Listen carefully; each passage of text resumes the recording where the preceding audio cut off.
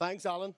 My name is Tim Atwood. I'm the Foundation Secretary of the John and Pat Hume Foundation. So I have a very simple task, and that is to welcome everybody here tonight to a conversation with Miriam, which has been chaired by Mark Carruthers.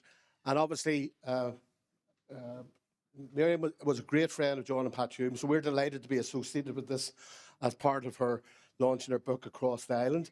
And she's very welcome. There'll be some wonderful stories. There'll be plenty of opportunities to ask questions.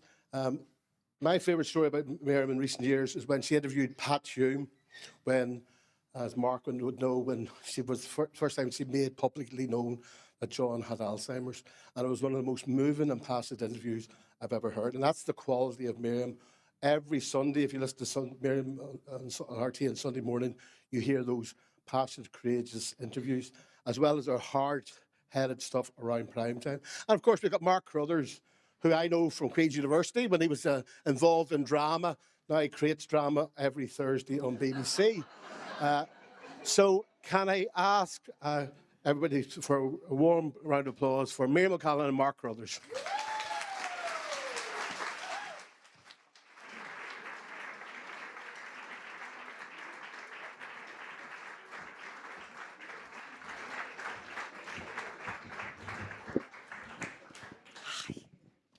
Thank you. Very nice to be here. Miriam and I have been out for dinner.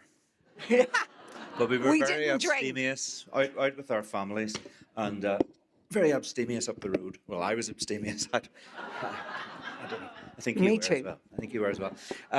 So Miriam has been talking about the book, the length and breadth of the country, and it is lovely to see so many people here. Miriam has this is the interesting thing. Miriam has this notion that she's extremely well known in the South. She knows she's extremely well known in the South.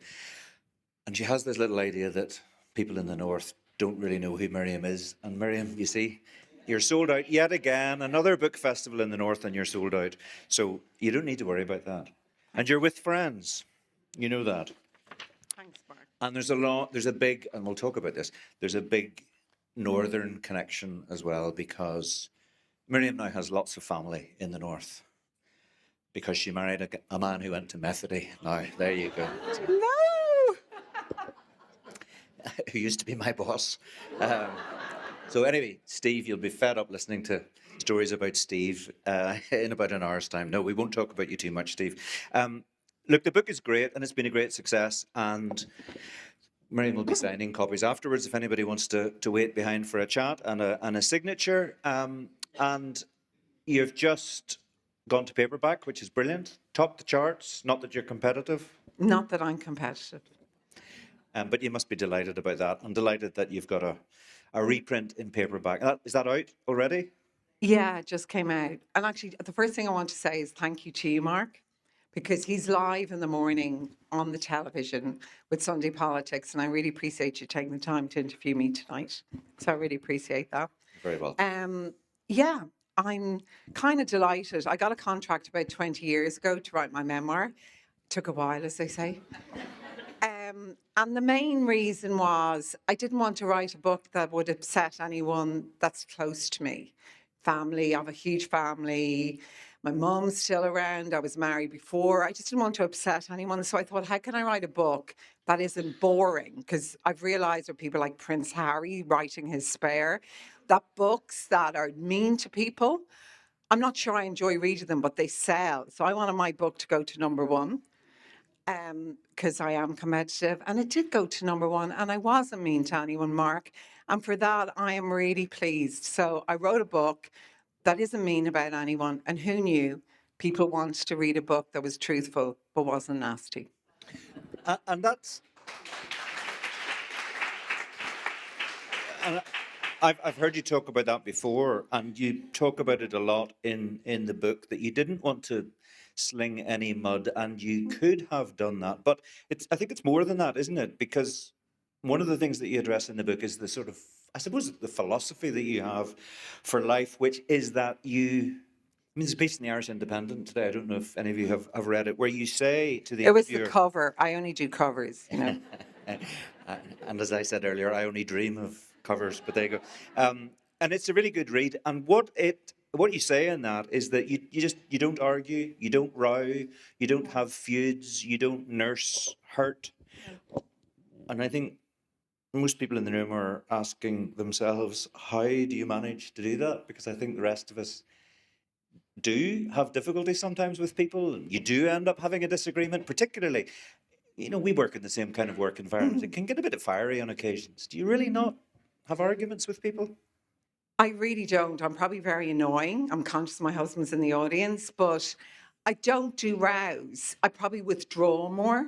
I also think this is my only precious life. Why would I spend one moment being mean to anyone, having a row with anyone? That doesn't mean, given what we do for a living, you don't rigorously interview people, but you do that with respect and decency. And I just feel in my life, I've been blessed with 8 healthy children. And the only thing I ever say to them, and they laugh, is just be decent to people. There's no secret to success in life. There's a lot of luck, Mark, I think. But by and large, if you're decent to people, if you're kind to people along the way, it comes back in spades to you. I've always believed that. I say that to my children all the time.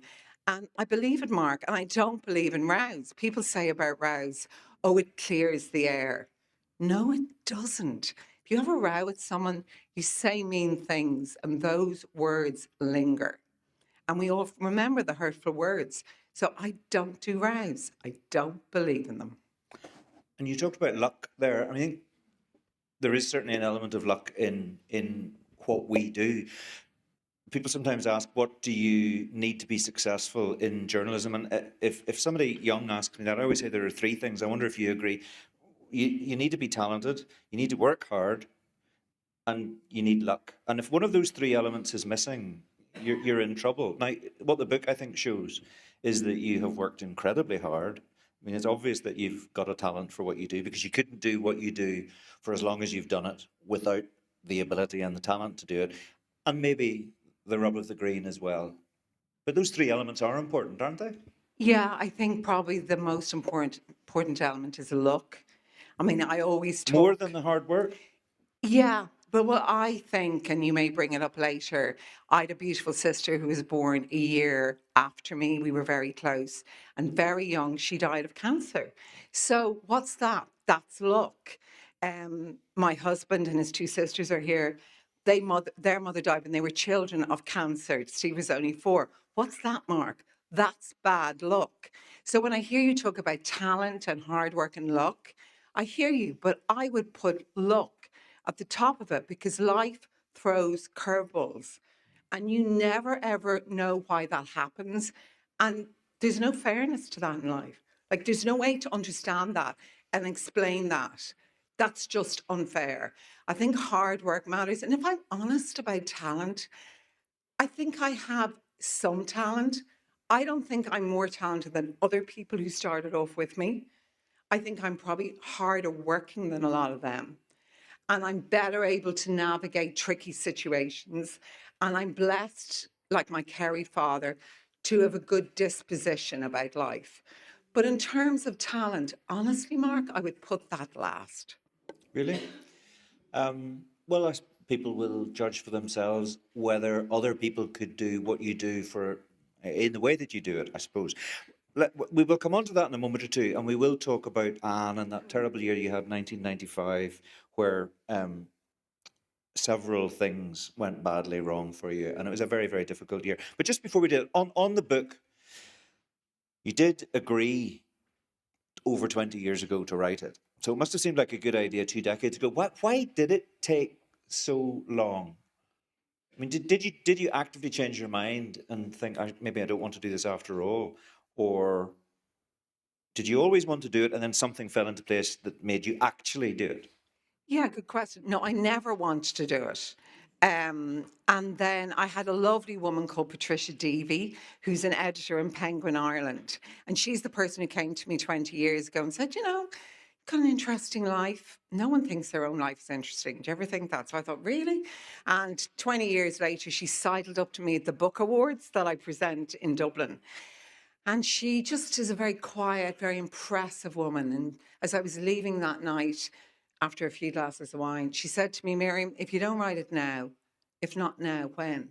I actually went home and it obviously sat in my brain, Mark, because I got up the following morning at 5 a.m. and I started to write it in our top bedroom where we have kind of a study table. And I remember my youngest boy at the time was, I think he was doing his leaving cert and he went up to the top bathroom, was beside it, and he was going to the loo. And then he saw a light and he came in. He said, Mum, what are you doing? I said, Jamie, I'm writing my memoir. And he looked at me like I was insane. I said, that's good, Mum, that's good. And I think it was her, if I'm honest. And I was thinking, if not now, when? And look, wouldn't it be nice in 1,000 years when my great, great, great son or daughter, grandson says, she was my great, great, great grandmother. And that book is somewhere. And I thought, no, I'm happy to do it. But it is a big commitment. I mean, I don't know, what's the word count? 120, 150,000 words. There's a huge commitment. I presume you probably overwrote, did you? And have to edit I wrote back a bit? 196,000 Okay. and that is 120. I wrote it really quickly. I just a stream of consciousness. You must know this, everyone in this room. I was just writing my own life. That is so easy. Who knows their own life better than anyone else? Me. And I sat down and I sat down and I just wrote it. And I wrote it really quickly. And what about those particular issues that you had to be careful about? Because you've already introduced the fact that you had a marriage, you had Yeah. 4 daughters with your first husband, Tom McGurk, and again today in the Irish Independent, it said, I mean, I think you say in that that you sent it to Tom to proof it, and he didn't change a word. No, I actually met him. I rang him. Look, I think the most important thing is life. If you have a happy marriage and it stays like that forever. But Mark, life isn't perfect, as I said earlier, in relation to my sister's death. So I had a broken marriage. I was in my mid-30s, but I never wanted to throw an Exocet missile into someone's life 30 years later. So it's really simple, Mark. Life's so simple. It's about respect. It's about decency. So I just rang Tom up and said, can I meet you? I want to show you the pages. I loved his parents. And I have a thing about when marriages break down, about collateral damage, that grandparents miss out and aunts and uncles and everyone else. And I never wanted that. And it never happened in my family. Like my girls adored Tom's parents and his sister, and they loved them forever, and they still do.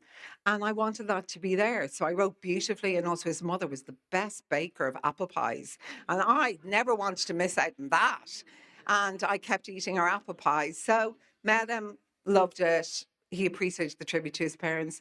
So it was perfect. And that's good. And it's good that everybody's able to buy in it that way. Can I, leaving that aspect of the story to one side, and I don't want you to go into any detail if the answer to this is yes, but were there other things that you could have included in the book? Other experiences to do with individuals who perhaps had crossed you professionally that you could have talked about, but that you chose not to talk about? What do you think? I mean, I'm assuming... Well, Miriam, you never asked the question you don't know the answer to. So I'm guessing the answer is probably yes. Very good question. But of course, but then I still go with my belief that 99.9% of people in the world mean well. And therefore, if I ever had a difficulty or a problem, either in my personal life or my professional life, I always ask myself, what have I done wrong?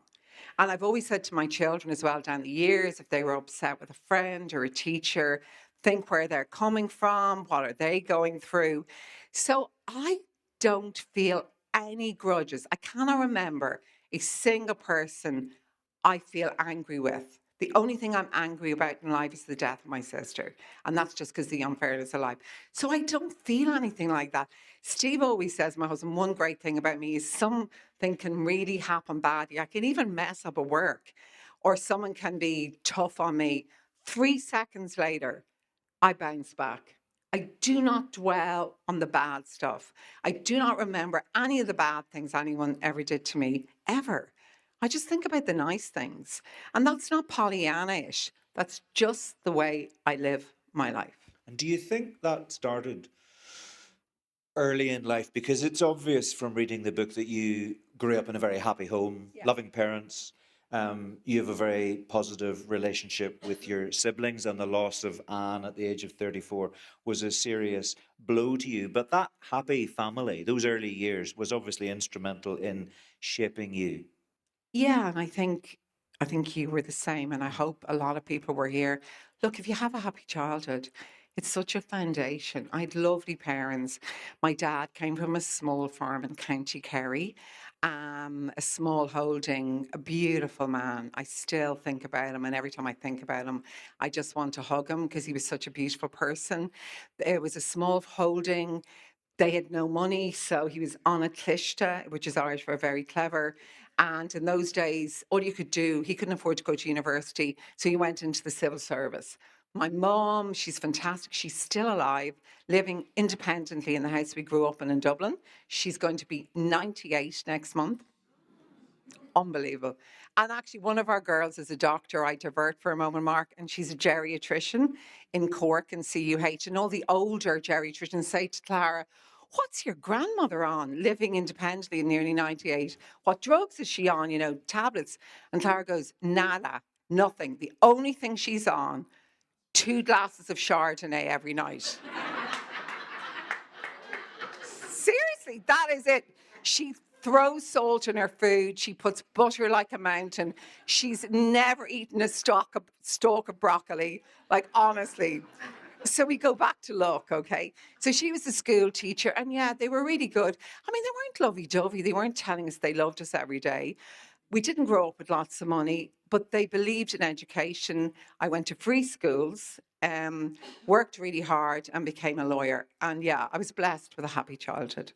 And that decision to study law at UCD, is that what you actively wanted to pursue as a career? You never really thought, I mean, you certainly, did you harbor thoughts of going into journalism when you were studying law and when you were working as a lawyer? No, I don't know if anyone else is like, when you read about people and they have a plan for their life, like when they're about 18, they know what they want to do. I hadn't a clue, no. I just decided to do law because I did okay in my A levels leaving cert. Did law, became a solicitor, worked as a solicitor. The 98-year-old mother still thinks I might go back one day to being a lawyer. I'm going, "Mom, that's very unlikely at this stage of my life. Get a sensible job." And no, I was interviewed when the Star just happened in Dublin in 1981. I was working in FLAC, which is a free legal aid centre in Dublin, as a student, and I got interviewed by the BBC crew just about issues around that. And then the guy who interviewed me wrote to me later and said, "You should think about going into television." And I applied when I went to London with Tom, because he was a journalist over there. I applied for a job through The Guardian. People say you don't get a job through newspapers. I got a job as a researcher on a show presented by a man called Eamon Andrews called This Is Your Life. It was the funnest, best time of my career. And that's how my career began. Yeah. And he was good to you. Oh, he honestly, Mark, he reminds me of my father. He was born the same year. They had the same gait. They were both 6'2", and he minded me a lot. And like, there is a funny story. So I got this job when I was 23, and the following year I ended up I lived in Cornels Court in Dublin, which is very, very boring, right? I'd barely been to Belfast. That's how boring my life was. And we went to Hollywood, and we were doing Bob Hope's This Is Your Life. I thought, I've really made it. Like, this is so exciting. I was on Sunset Boulevard, and then we stayed up late drinking, lovely crew. And then the following morning, my phone rang at about 7:30. I still remember it. And it was Eamon Andrews on the phone. He said, "Hello, Miriam." I said, "Oh, hello, Eamon." I was barely going to bed. He said, "I'll meet you downstairs in 10 minutes. I said, "Why?" He said, "We're going to Mass on Sunset Boulevard." That's a true story. Well, you know what I thought? Of course we're going to Mass, Eamon. I've always been good at the quick shower. I had a 3-second shower, went downstairs, hair dripping wet. He was actually, I remember saying, "Oh, your hair's wet." I said, "Don't worry about it, Eamon." And we went to Mass. But actually, he really showed me how a TV presenter should behave. Because he was a huge star like Terry Wogan at the time. He was getting like 14 million viewers on Thames Television, but he never lost the run of himself. So I learned a lot from him. Yeah. And then after that, you moved across to Newsnight, Yeah. which I mean, those were the glory days of Newsnight, weren't they? What was that? That was the early 1980s? Yeah, actually, before that, Mark, to be fair, I always realised, I still believe this, the power is being the producer. I married my producer, so that's a good idea. Because so I was working on This Is Your Life. I loved it, but I realised I had to go back and do something serious because it was just such fun, right? And I applied to be a producer in the BBC. I realised that was my pathway into something serious, and I got that job. So I was a producer for a good few years on shows like Kilroy, which Robert Kilroy Silk used to present. I learned a lot from those shows. And then I became a presenter in youth programs, and the editor of Newsnight saw me walk out of a Budapest Turkish bath doing a piece to camera. I was fully covered, by the way, in black down to my toes, like a black swimsuit with legs. And he rang me up and said, "Would you like to be a reporter on Newsnight?" So that's how that happened. Yeah. And that obviously was a huge opportunity for you to engage in serious current affairs. Yeah. And you worked as a reporter, and then you started doing some presenting as well. And then obviously Yeah, you know, you started to work with Steve. it's interesting. We're in Belfast, and I always say it. I was here on Wednesday at the Celtic Media Festival. It's my second favourite city in the world after Dublin. And I feel, although I didn't grow up here, like obviously yourself and Steve, I feel incredibly emotionally connected to it. And I think it's because from 1990, I covered the very end, say the last 8 years of euphemistically called the Troubles here. And I found that incredibly powerfully upsetting, and it's been indelibly etched on my brain forevermore. And yeah, Newsnight, I was their Ireland correspondent through all of those horrible years, like Greysteel and yeah, Loughlin Island, like all those names that have become names associated with horror, which thankfully I won't linger on, and we've all moved on, but they remain forever. Yeah. I mean, those are anybody working in the media at that time found that very difficult. And the people, and this is the thing I think that Yeah. we would always say is it's one thing working in the media and reporting on that, but there were actual people who were living through that trauma, and that is, you know, infinitely worse than for any journalist who's reporting upon it. It's just worth making that point, isn't it? Yeah, 100%. And I often think, probably like you do, all the stories you cover. And I don't know, I do write about this by and large, Mark, obviously not exclusively, but by and large, they were people who lived in marginalised areas, who'd lost their son or daughter, and you'd go into their home, and they're often small living rooms, and their young son or daughter was in a coffin in the room. And that, for me, is my abiding memory of covering the 1990s here. Just endless tragedy, sadness, trauma for everyone on all sides. Yeah, there's a connection which I'll flag up now, and we'll talk about it later. And actually, that's Grey Steel and the impact that the Grey Steel massacre had on John Hume, and then your connection with John Hume, where you advocated for him as Ireland's greatest, and that was a winning combination. Your advocacy and John's life, of course, meant that he won that prize. But we'll talk about that in a bit more detail. I want to talk about that year, 1995, and I don't want to dwell on it because I know it's obviously not easy to talk about. You talk about it in detail in the book, but you lost your sister Anne at the age of, she was 33, and then you lost your father shortly afterwards, and then your marriage ended. Yeah. That was a bad, bad year. Yeah. But I think into everybody's life, I'm conscious, Mark, that plenty of people in this room have probably had their own tragedies. But yeah, look, mine was, Anne was, everyone has an amazing sibling, and she was the jewel in our crown in our family. She was both beautiful inside and out. She was born the year after me. I love all my siblings, but we were just together at that stage, very close in age. And also we started having babies together. So we kind of, at that stage we're hanging around a lot. And then one day I always remember I was sitting on the step of my house. I was holding my baby Clara, that doctor I mentioned, the geriatrician, and she was holding her daughter Lizzie, and they were a month apart in age. Clara was 3 months, Lizzie was 2 months, and Anne said she didn't feel well. She was 33. Did I think I was 34? Did I think anything about it? But 5 months later, she died of stomach cancer. And I have spoken about it, and every time I talk about it, I get upset. It's stupid, but anyway. And I think it's just what I said earlier, whether it was about Steve's mum or Anne. Into every life, some tragedy comes. And I think it's very hard to work it out. And for me, at that moment in my life, I actually, Mark, couldn't believe it. I remember thinking, this actually is impossible. You know what I mean? Someone can't just die. She had another little girl aged 4, and she had this baby. And I thought, no, this can't happen. But it did happen.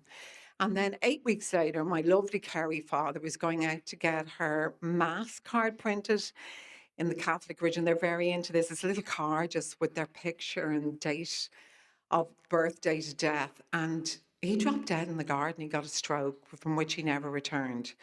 So that was like 8 weeks after my sister died.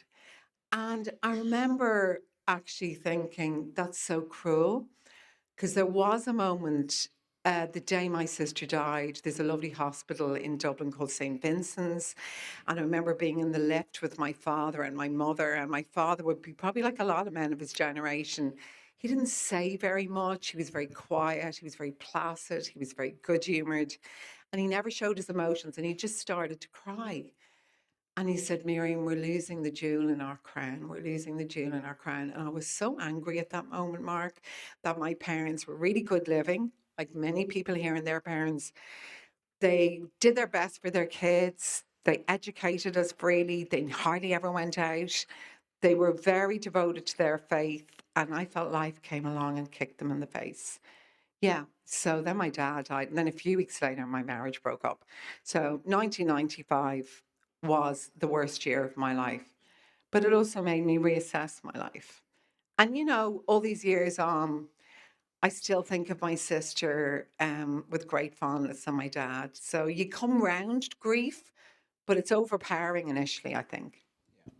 And that obviously, all of those events in such quick succession must have had a bearing on your view of the world. I mean, they obviously had a bearing on the practical way in which you were living your life, because at the end of that year, you were on your own. You had 4 young girls. You were having to think about what you were going to do, how you were going to be able to work, what your next move was going to be. Never mind the pain of losing your sister and your father. That must when you look back now, do you think that you could see how that changed you in some way? Oh, yeah. In a weird way, I think it makes you stronger. The old cliche, if it doesn't kill you, makes you stronger. I just realized this was my only life. When my sister died and then my dad, I thought, this is no dress rehearsal. You always heard that cliche. I never really understood it. But now I really understood it, because 2 people I adored died. 2 of the people I adored most in the world. And yeah, I think it does make you stronger. I had 4 really young girls. I was 35. I was separated.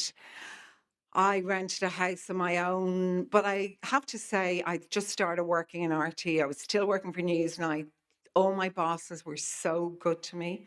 They could not have been kinder to me. And I think I wouldn't have survived and done as well as I did if they hadn't been so understanding.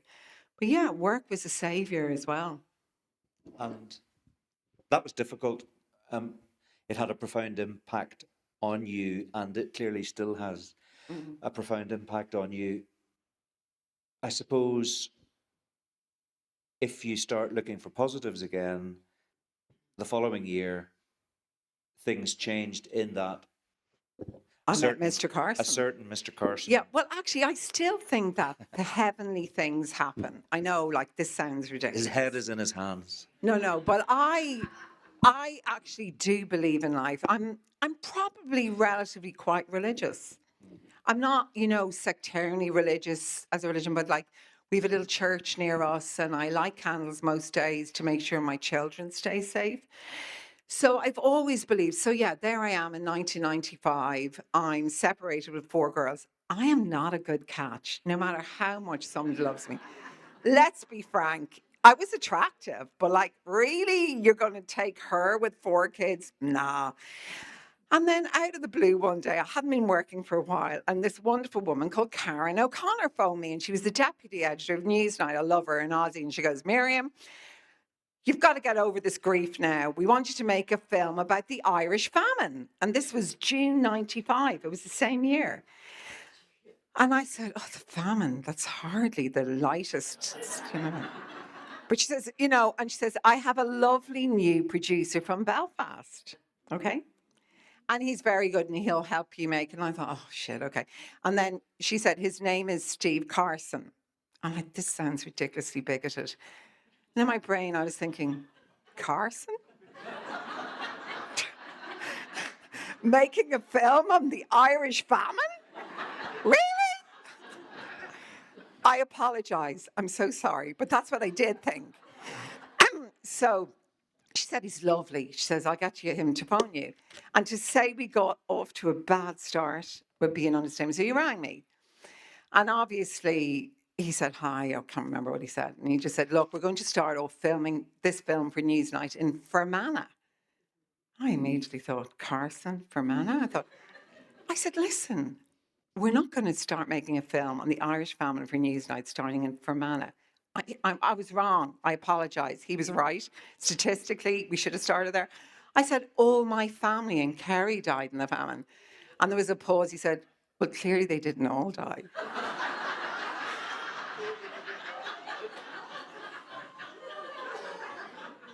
I thought to myself, okay, who is this prick?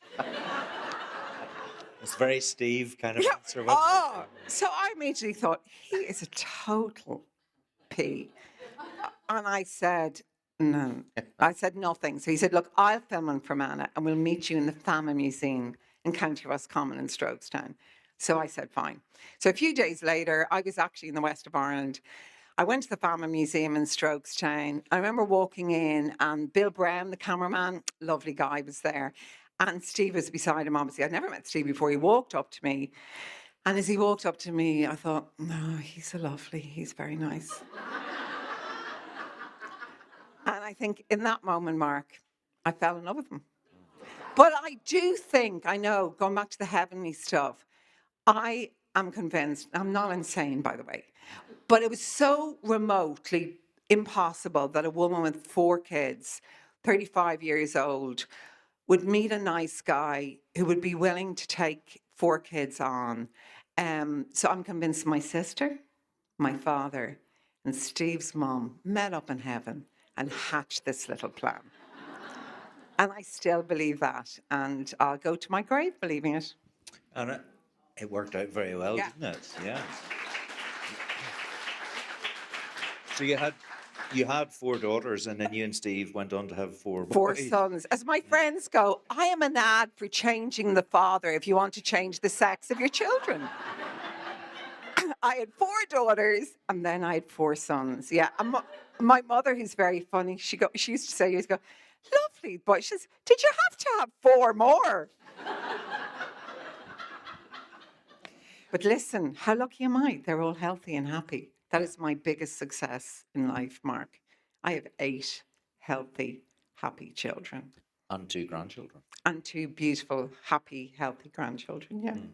That's my best success. Yeah.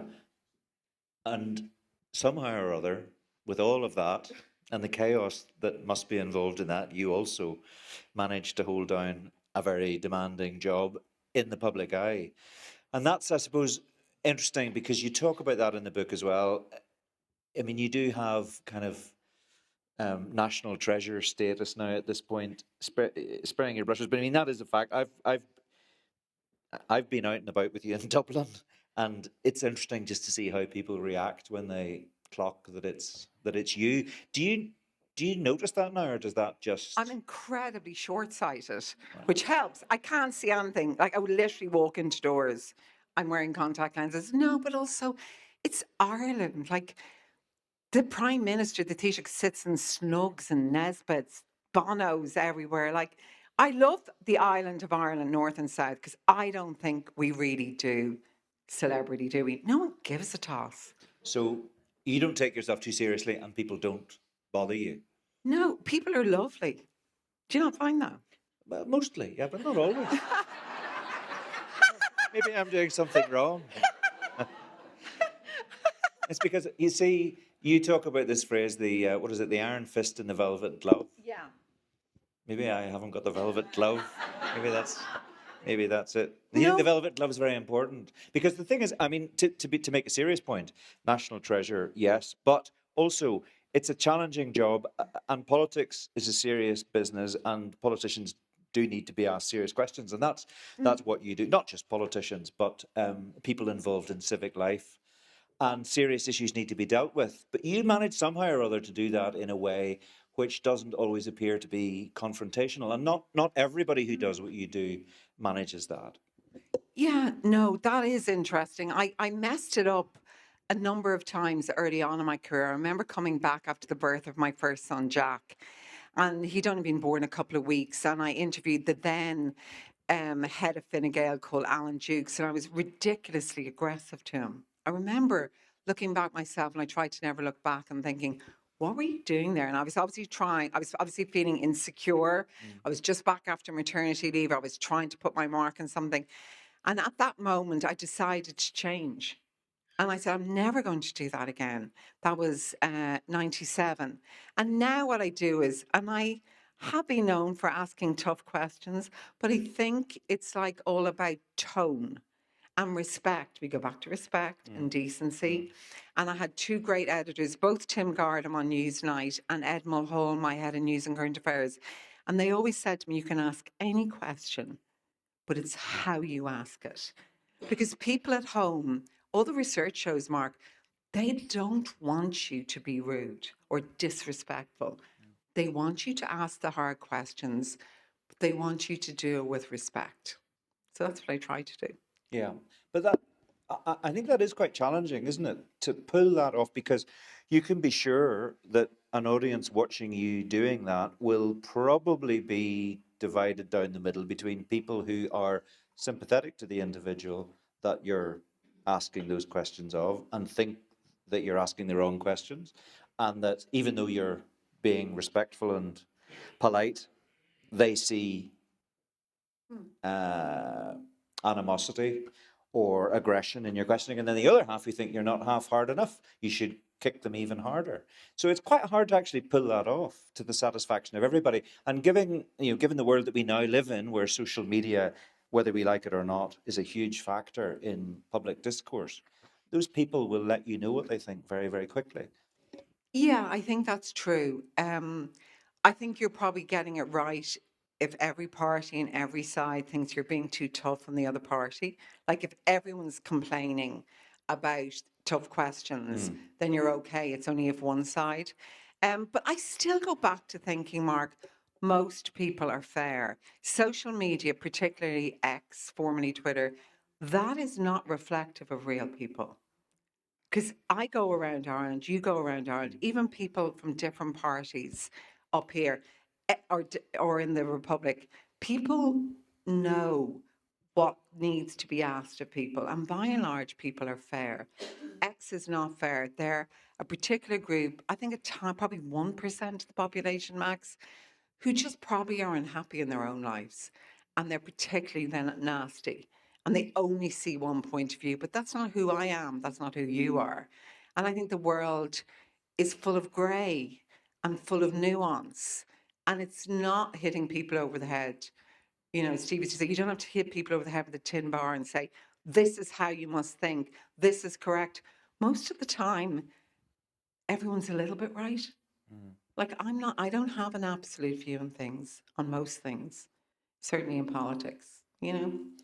No, and you're there to ask questions. You're not there to give your own opinion. Impartiality and balance is absolutely critical in what you're doing. What about social media? I mean, you're known for your selfies on Instagram, and Selfie queen. you manage that brilliantly well. You have a very good digital presence, but it's a challenge. And I mean, you've had difficulties with social media, and there's that Facebook. Oh, yeah, I was no, going to say well, scandal, not quite scandal, but incident where I had a face it's a cream. ridiculous story, isn't it? Yeah, well, actually, it's a funny story. On the social media thing, I like social media. It's like saying we don't like the wheel. I mean, social media is part of our lives. And I think lots of platforms are very nice. I also find if you go back to people and you're really polite, even people who are a bit rude, by and large, they come back and they're polite. You know, most people are decent. Yeah. They feel strongly about something. If you go back, implacably courteous, as Seamus Heaney used to recommend in life, by and large, people are decent. The Facebook case was just funny. My mother rang me up one day coming out of Mass and she says, Miriam, I've just been told by my neighbour at Mass that you've left RTE because you've set up a face cream. I'm going, this is true. And I'm going, random. I said, Mum, I don't have a face cream and I haven't left RTE. And she said, well, she read it on Facebook. So it must be true. So long story short, it was a huge story. It was all about my face cream. People actually bought my face cream. I don't have a face cream. Mind you, it's sold so well. I'm tempted, Mark. But I don't have a face cream. I didn't have a face cream. And for years, I tried to get it down. And actually, lots of people bought it. It wasn't a face cream of any note. I kind of did my usual Miriam of ignore, it'll go away, don't worry about it, it'll be grand. And then one day I got a letter in work from a woman who said she'd bought it for her 35-year-old daughter who's terminally ill with cancer. And she said, Miriam, I just want you to know they took 2 payments from me. And I was so upset about that, Mark. All the other stuff, I just immediately then decided to go to law about it. And long story short, I did go to law. We took on Facebook. My mother kept saying, you lose your house. Are you mad? She doesn't actually talk like that, but she kind of does. And she keeps saying, you lose your house. You can't take on one of the biggest companies on earth. But actually, to be fair to Steve and my family, they were very supportive. I took them on and I won my case against Facebook. Yeah. And, I'd like to talk about John Hume now, because your connection with John goes way back, because you were reporting on the lead up to the signing of the Good Friday Agreement and the signing itself, and then the referendum that followed. Not surprisingly, you were involved in all of that. So you knew John, and in fact, then Pat Yeah, but I think it's important to trusted say, you. and I'll come back to that. Yeah. I am not party political, and obviously when covering here, every party played its role in bringing peace here. We all know that. Whether it was Sinn Féin giving up violence, whether it was, and getting on board, whether it was David Trimble, who was incredibly courageous. In the end, the DUP came on board. But the reason I think John Hume meant quite a lot to me was when you look back in the 60s and he was studying to be a priest, he had written out the 3 strands before anyone had even heard of it, which is the foundation for ultimately the Good Friday Agreement. So when he was out of politics, because obviously I can't be party political, RT came to me and said the BBC have a thing called, you know, Britain's Greatest, and actually Churchill won it. And they were going to do it as a format. And they had lots of different people like James Larkin, Michael Collins, huge people in the history of Ireland. And they said, we're going to do John Hume. And I really paused, not because I didn't want to do it, but I only wanted to do it. He was now out of politics if I won. A, because I'm so competitive, and B, because I really felt he deserved to win. So I kind of went away and thought about it. And then after 2 seconds, I said, oh, Miriam, you must do this. You owe it to this guy, because like you, I would have spent years challenging him. Every move along the way, you and me did things like saying, why are you talking to the paramilitaries? Why are you doing this? Blah, blah, blah. So anyway, I did it. And in the end, he won. And it was a live kind of show in the Late Late. It was a vote from the people of Ireland. And they voted him to be Ireland's greatest. And actually, it doesn't really matter. It's a TV show. But it did matter, because that night in the Late Late, the researcher came into me and said, Miriam, someone's phoned reception, a woman, and she wants you to take the call. And I went out to reception, RT, to take the call. And it was a woman I'd never met up until that stage, which was Pat Hume. And she said, Miriam, I just want to tell you that John isn't well enough to make a call, but we're sitting here watching it, me and him and all the children and grandchildren. I just want you to know that it's been a very emotional night and we're very grateful. So actually, in the end, a small little thing did matter. And I was delighted to do that. As much probably to make up for all the times I've been challenging him down the years. I also knew he wasn't well. So I was delighted. And I think people can see past the party politics in all of that and can see the contribution that somebody like John Hume made to the benefit of everybody. And they also see the contribution that somebody like David Trimble made. And I mean, you and I are both friendly with Stephen Walker, and Stephen Walker wrote biographies of both of those figures. And that's the point that he was making, that they are individuals who, stepped up and made a contribution and had to answer very difficult questions, as politicians should. But maybe in answering those questions, that was a helpful part of the process. I mentioned Pat trusting you, and you obviously developed a relationship with Pat as John was becoming unwell, and then she chose to reveal John's illness with you on a Sunday morning.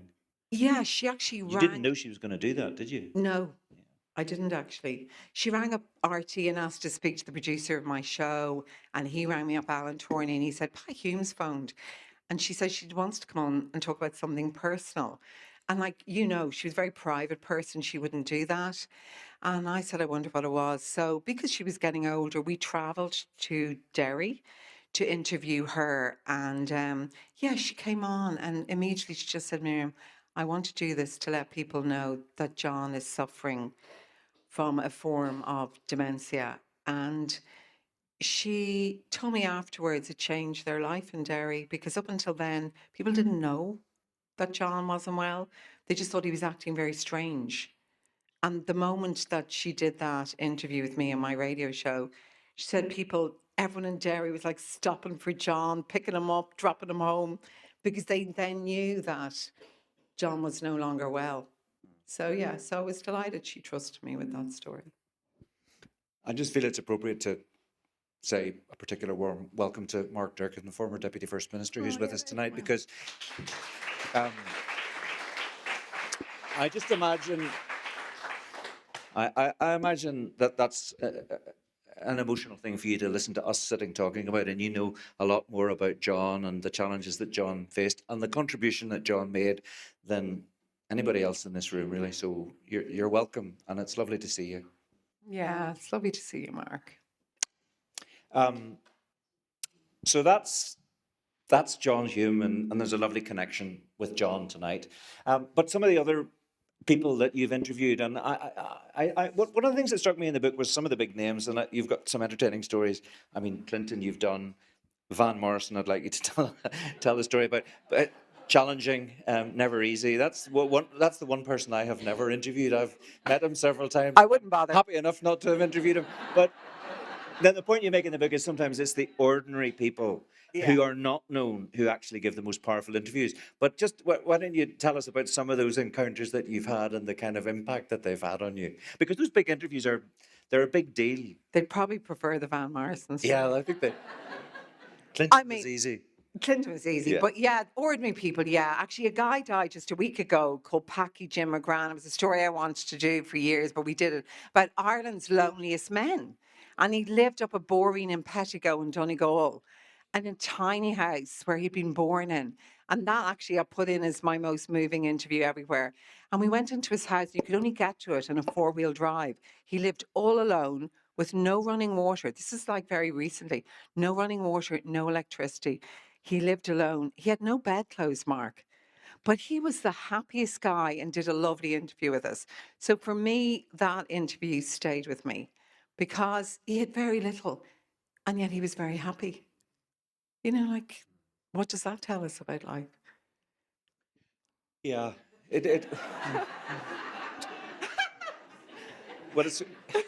think it tells us that maybe some of the aspects of life in Ireland that people think are long gone aren't actually necessarily long gone, and those people are very often overlooked. So it's very interesting that someone like that was given a platform. You certainly couldn't say that Bill Clinton was overlooked. You couldn't say that Van Morrison. I mean, another person I know that you interviewed and had huge respect for, as everybody in this room would have, is Seamus Heaney, who you interviewed, I think, on a number of occasions. But you got to tell the Van. I was going to say the Van story. There are a couple of Van stories. I'll tell it very briefly. Yeah, Seamus Heaney. We'll take some questions from the audience, but we're fine. What a beautiful man, Seamus Heaney. Yeah, he Yeah. did tell me that great advice years ago, which I mentioned earlier, but just to repeat it because I use it every day of my life. If you ever deal with anyone tricky in your family, in your personal life, in a shop, at work, he said, Miriam, use 2 words, treat them with implacable courtesy. And you know something, Mark? I use that every day in my life. Like if there's someone I want to throttle, Seamus is in my head going, Miriam, implacable courtesy. And it always works. They're so disarmed that you're so nice. So that was great. Look, I'll tell the Van story very quickly. I absolutely adore Van Morrison. The guy is a genius. And if I could, I'd interview him tomorrow again. Just to preface that by saying, yeah. No, I really would. And I fell in love to Steve driving along to his music. He's a genius. He's a brilliant guy. Long story short, I always wanted to interview him. And I got to interview him a few years back. And they say, don't meet your heroes. But in this case, I said, do meet your heroes. I interviewed him in the Culloden. Everyone warned me he'd be really grumpy. He could not have been sweeter. I took my daughter, Jessica. We did selfies. He sent me a video recording of his mother singing. Everything could not have gone more beautiful, okay? Me and Van, we loved each other. Fast forward a year. Worst interview of my life. And actually, I included it because I think it's important to show the disasters in your life. And I totally blame myself for this disaster. So he had brought out a skiffle album. Now, I'm not sure what skiffle music is. I obviously should know a lot about it, but I didn't. But I had a great producer, and like all radio producers, she'd done me a great brief. So I had 3 pages on skiffle, the meaning of skiffle. So we sat down. It was in the Intercontinental Hotel in Dublin, but I saw Van walking inside from that door there, and I knew by looking at him, I had a tricky Van walking in. You know the way? I said, okay, but being full of my self-importance, I thought, I'll win him over, no problem. Big mistake. So my first question to him was, Van, thanks so much for joining us this morning. It was my radio show. Your new album is Skiffle. Would you please, for my listeners, just tell us what is skiffle music? Big mistake. He paused and he just said, are you actually asking me what skiffle music is?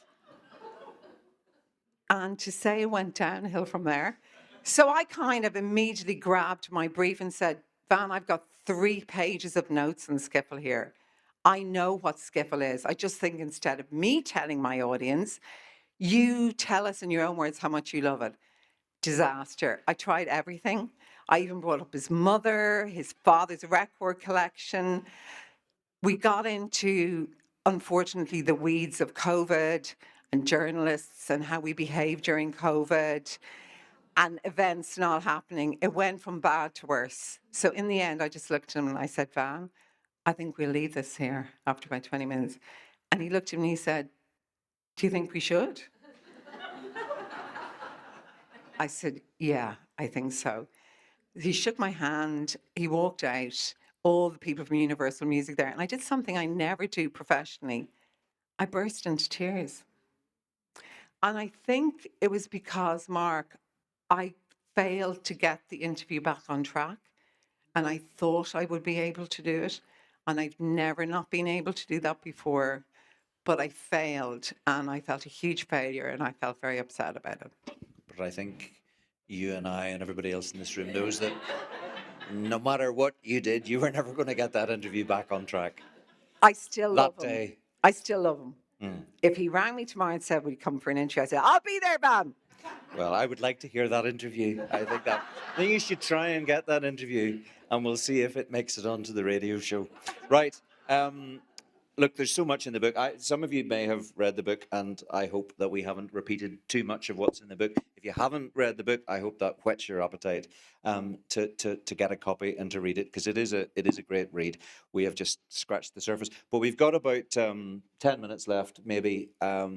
to take a few questions from the audience. If anybody wants to ask questions, I can keep going, but it isn't about me. It is about Miriam, and there's a chance. So we've got a few microphones. There you go. You can fire away. Hi, Miriam. Good evening.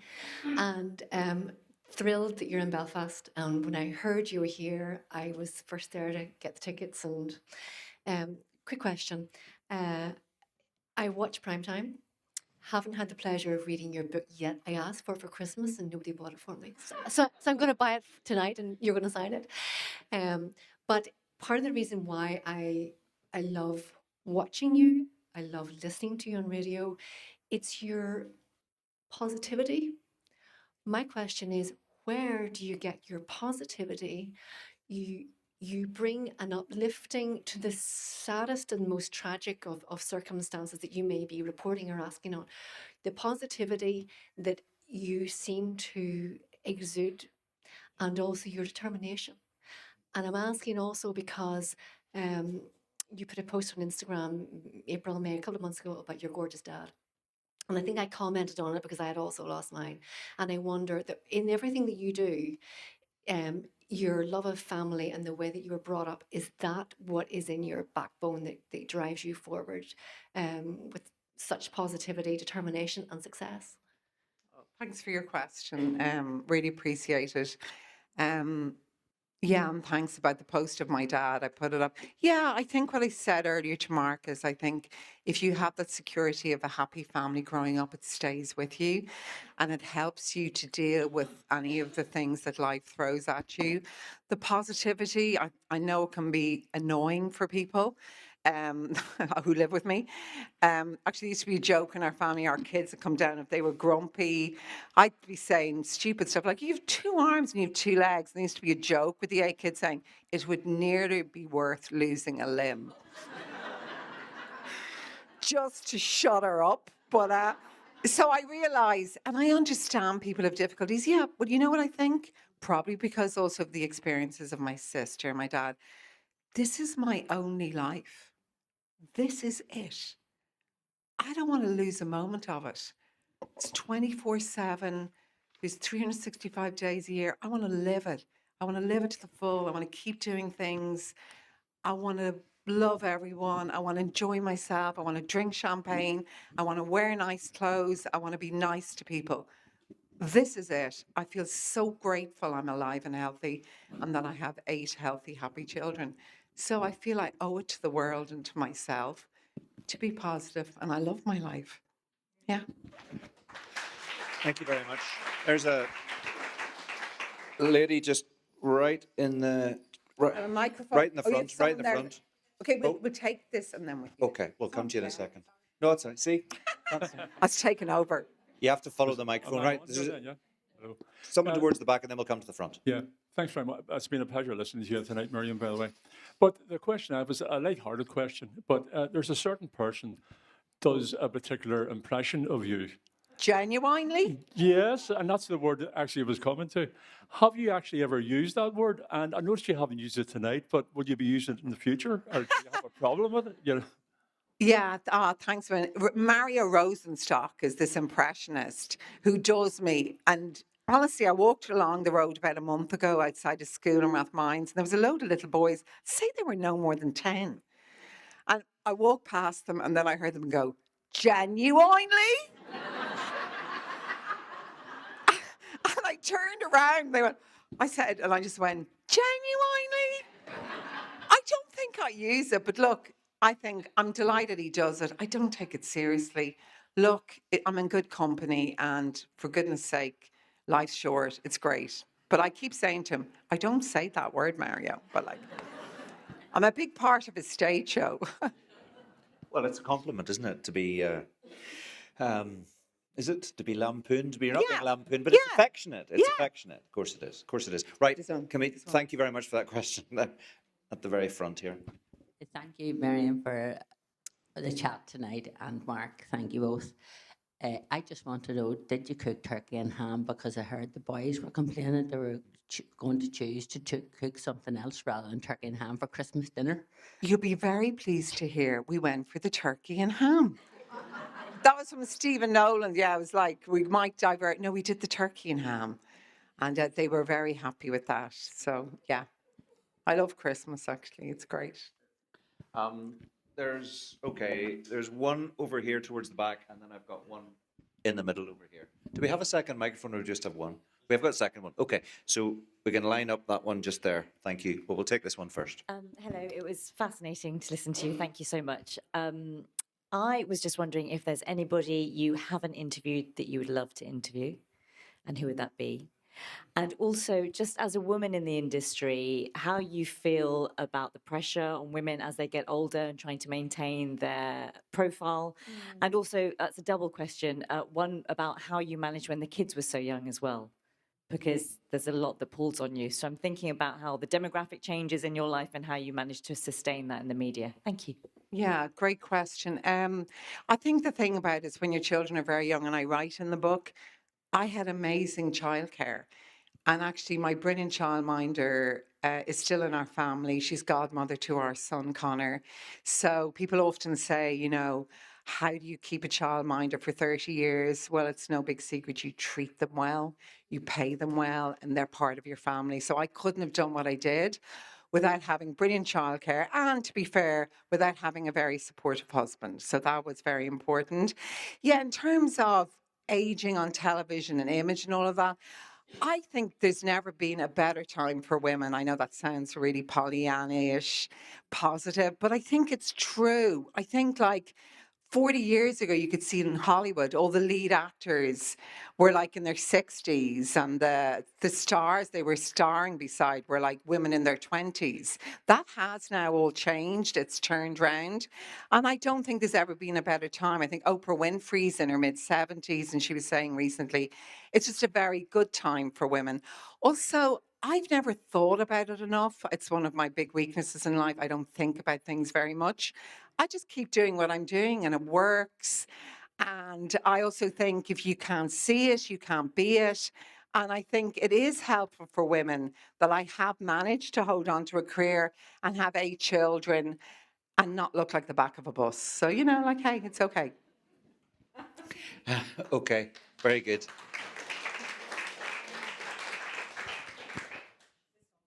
Can you Yep. hear me? Sorry. Thank you very much. I've really enjoyed both of you this evening. My question actually follows on nicely. Are any of your children interested in following in your career? Would you recommend it? And do you worry about journalism with the future of AI and all this sort of, you know, where that's going?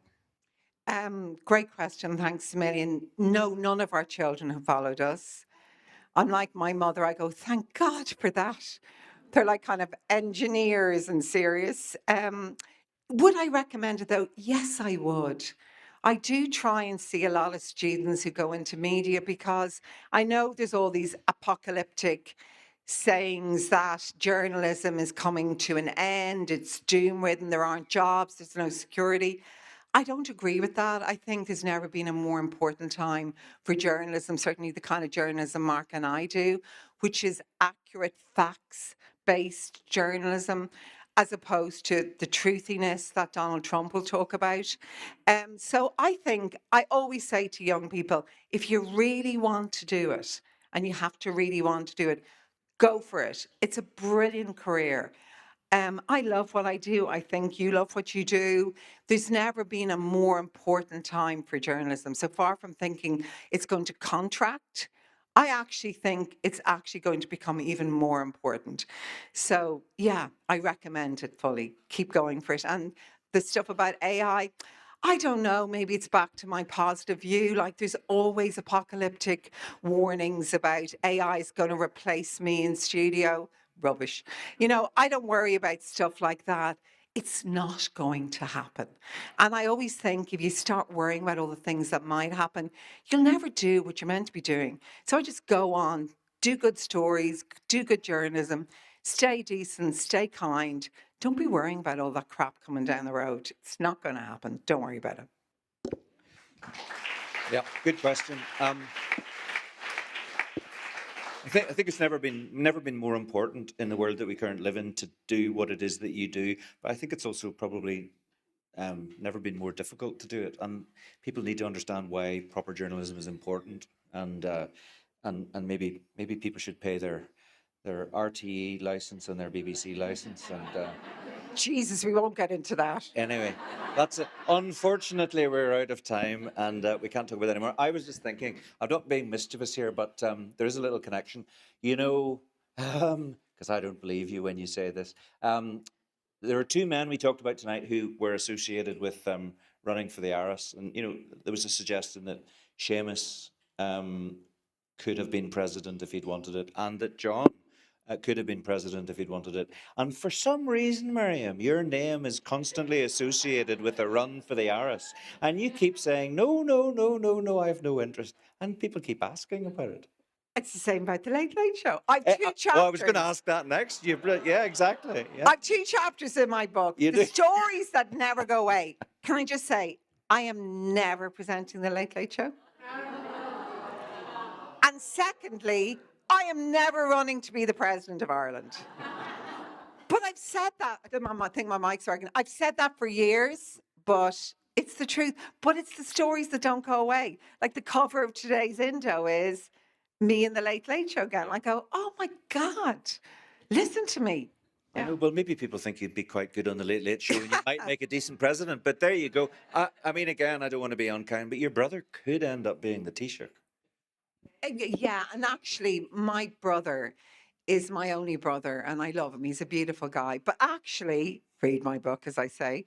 One of the things that mattered was, and I'll end on this, is that when he became the Minister for Justice, a couple of people, not many, suggested that I should look at my career.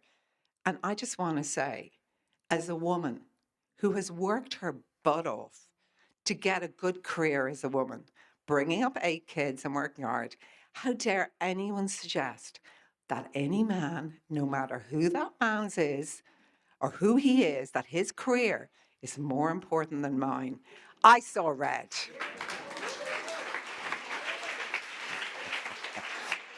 And I'm sure you told that to Jim's face as well. I'm sure he knows exactly where he stands on that. But one funny story, my mother, we go back to the mammy, right, in the Chardonnay. So I've been on television for 350,000 years. Whenever her only son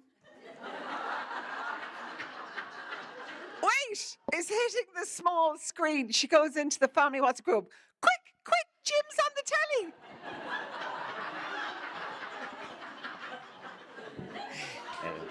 But you I still rest love my her. case. You still love her. Okay, listen, folks, we're out of time. That's a good point to end on. A really interesting conversation. Miriam is Miriam, and I've known her for a long time. And what you see is what you get, and that comes across in the book. And it's lovely having you up in Belfast having this conversation. I know your sister teaches at Queen's. You're here all the time. Your sisters-in-law live in the north. Your husband is from the north. So you're very welcome here. And you see, you are a big deal in the north as well. Look, that was good fun. I hope you're happy. Miriam is very happy to sign copies of the book outside, and we're just have to. yeah. No, you don't have to, but you really should, if you haven't already. We're just going to let Miriam go out the door first, and you can form an orderly queue afterwards. And I just want to thank Mark Carruthers once again. He is on television live. Actually, do you know what?